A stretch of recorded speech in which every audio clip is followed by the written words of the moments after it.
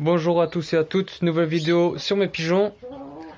Alors avant de commencer cette vidéo, je vais parler de deux petites pubs que je vais faire. Voilà, enfin plus trois. Alors première pub déjà, ça va être à Pigeon Voyageur Kai. C'est un éleveur qu'il avait mis son snap sur une de ses vidéos.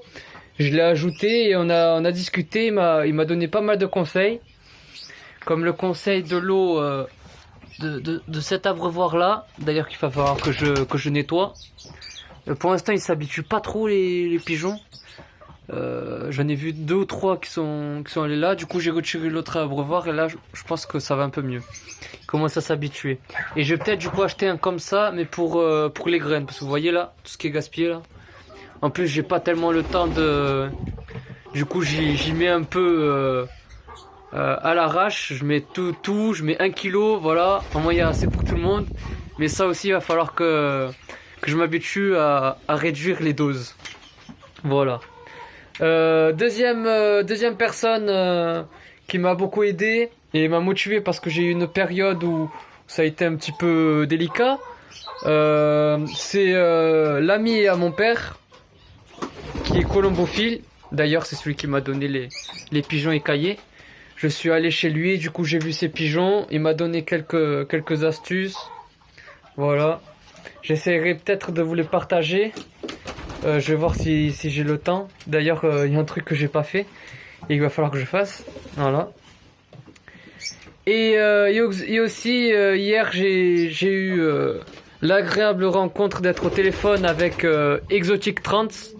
Alors, il a peu d'abonnés, donc franchement, allez voir. Il fait des oiseaux exotiques et du canari un petit peu.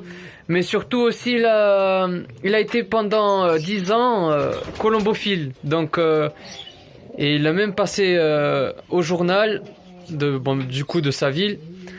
Mais du coup, il m'a donné pas mal de conseils. Voilà. On a parlé pratiquement que sur les voyageurs et les oiseaux.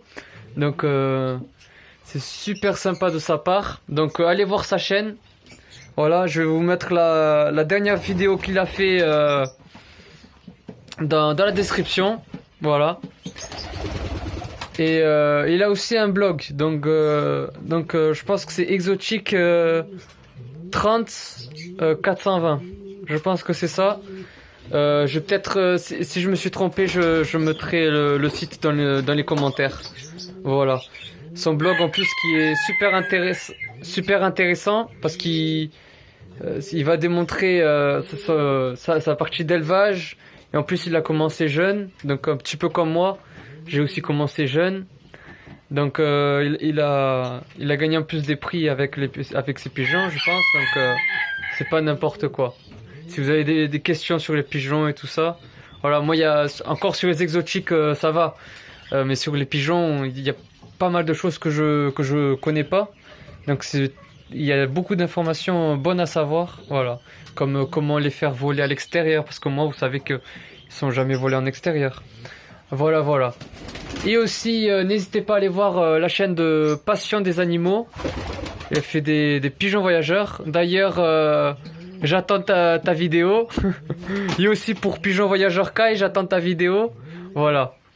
Donc alors j'ai beaucoup réduit en pigeons, j'en ai cédé pas mal, mais même comme ça il reste encore pas mal de pigeons à céder.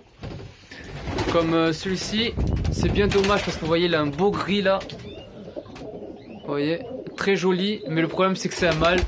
Et voilà, et je peux pas tous les garder. Il y a celui-ci aussi. Voilà.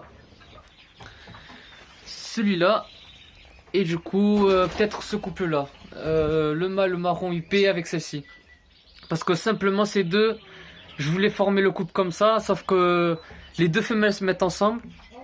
Et du coup, ben, ça va rien donner. Enfin, ça va donner des jeunes, parce qu'elles se font accoupler par les autres mâles.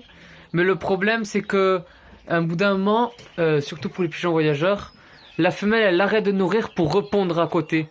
Et c'est à cause de ça, l'année dernière, que j'avais pas sorti beaucoup de jeunes avec avec ce couple. Enfin, avec les deux femelles. Et du coup, c'était aussi pour ça que j'avais des jeunes qui mouraient, et voilà.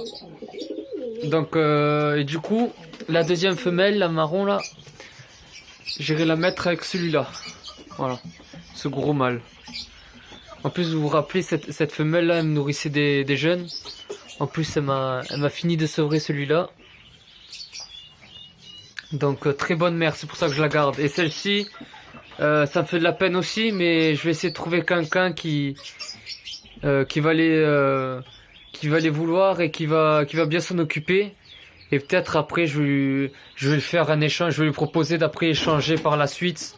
Parce que j'ai envie quand même de garder la souche de Sotobanka croisée avec celle-ci là. Comme ça, après, je garde la souche, je recroise avec les miens et ça, voilà, je garderai toujours une traçabilité de... Et après, je garderai celui-là, le beau UP, là, noir, avec... elle est où la pigeonne? Avec celle-ci là, voilà. Et après, en voyageur... Alors, en voyageur, c'est un petit peu... un peu confus. Alors, il y a ce premier couple là, donc on le voit très bien. Après, il y a le deuxième couple ici. Voilà, c'est déjà encore dégueulasse. J'avais déjà nettoyé, il va falloir que je renettoie. Celui-ci avec sa pigeonne. Il y a cette femelle blanche avec son pigeon qui est... je sais pas où. Qui est juste ici. Un gros pigeon bleu. Et après, il y a les autres écaillés. Ben, je pense que c'est tous des femelles. À part celui-ci. Ben, enfin, celui-ci, il va dans le nid du noir, du mâle noir. Je sais pas pourquoi. Je pense qu'il a compris la solitude et du coup, il veut pas être tout seul lui non plus. Donc, je sais pas. Et après, il y a celle tout en haut là. Je pense que c'est une femelle. Celle-ci, je pensais que c'était une femelle, mais finalement, je pense que c'est un mâle. Voilà. Et voilà, et après il y a le mâle là-bas à côté du UP. Ce jeune là, je pense que c'est une femelle. Voilà, donc je vous ferai peut-être une autre vidéo. Donc allez voir ces petites pubs là. C'est sympa de voir leur élevage. Moi en tout cas j'adore. Voilà. Donc je vous dis à une prochaine, pour une prochaine vidéo.